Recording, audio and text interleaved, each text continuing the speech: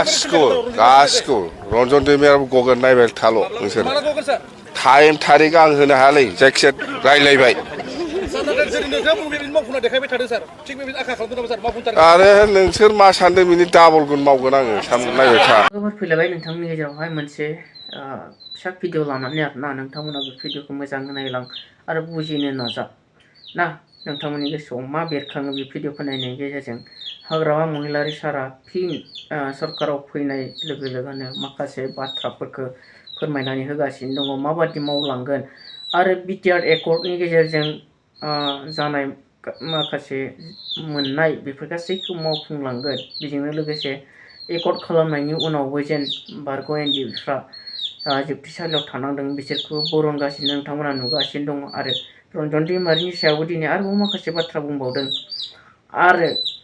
खामानि मावनायनि सायाव माबादि बाथ्रा बुंदों नोंथांमोना मोजाङै खोनासंलां आरोना डबल गुन डबल स्पिड बेफोरबायदि माखासे बाथ्रा बुंदों दा खामानिया बेसेबां जागोन आरो माबायदि मावलांनो सानदों नोंथांमोना बिनि खुगाजों खोनाबाय थागासिनो आरो बिनिख्रुइ बांसिन मा मावनो सानबावदों बेखौ जों मिथि मोना आरोना नाथाय जि मावदों जों नुदों दाखालि बावैसो बारग' एनजिबिफ्रा जोबथेसालिनिफ्राय गबोदों डिसमिस जादों आरो डिआर नाब्ला सारनि बागैबो बुंबावदों आरो माखासे बाथ्रा लोगोसे उदालगुरियाव मिनि सेक्रेटारियेट जागोन जाय मिनि सेक्रेटारियेटआव क'क्राझाराव जि मावो बेखौनो बेयावबो मावगोन आरो बे मिनि सेक्रेटारियेटखौ लानानैनो जोंनि बिटिसिआव गोदानै हाबनाय गामिफोर आरो जोंनि बाक्सा तामुलपुर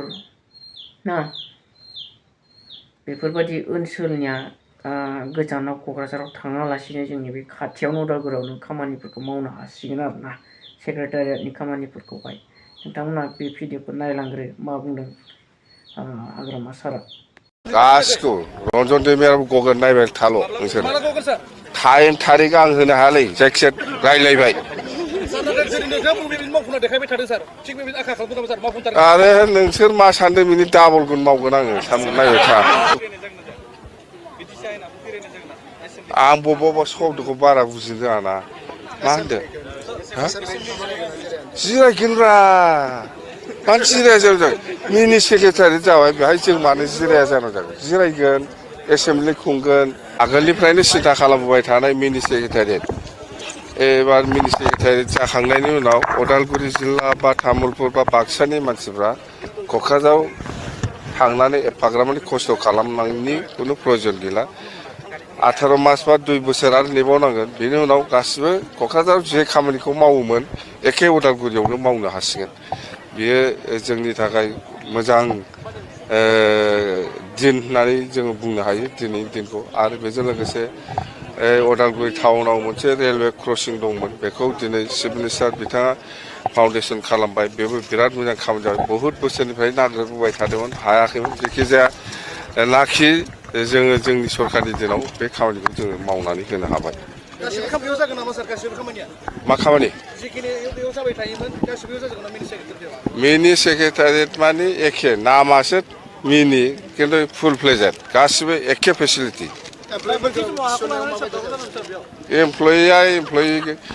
एमप्लयिनि नियम दङ थिसननाया मारै थिसननांगौ बे सिस्टेमाव थिसनगोन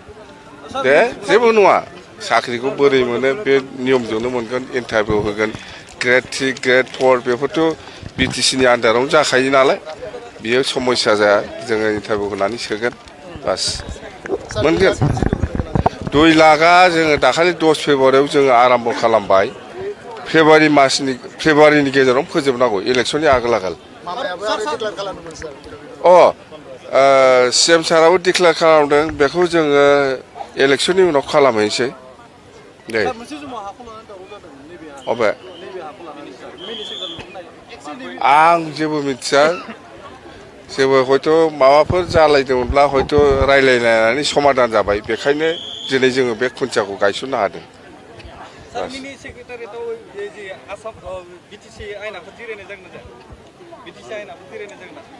आं बबेबा शब्दखौ बारा बुजिनो रोङा ना मा होनदों जिरायगोनब्रा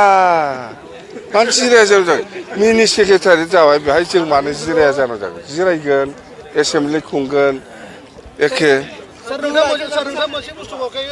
जि फासिनि अर्डारमोन नोंथाङा लाबोफिननो हाबाय एक्सन डेफोरखौ गासिखौ रन्जन दैमारियाबो गगोन नायबाय थाल' नोंसोर माला गगोन सार टाइम थारिख आं होनो हायालै जायखिजाया रायलायबाय सार नाथाय जेरै नोंथाङा बुङो बेबायदि मावफुंना देखायबाय थादों सार थिग बेबायदि आखा खालामदों नामा सार मावफुंथारगोन आरो नोंसोर मा सानदों बिनि डाबल गुन मावगोन आङो नायबाय था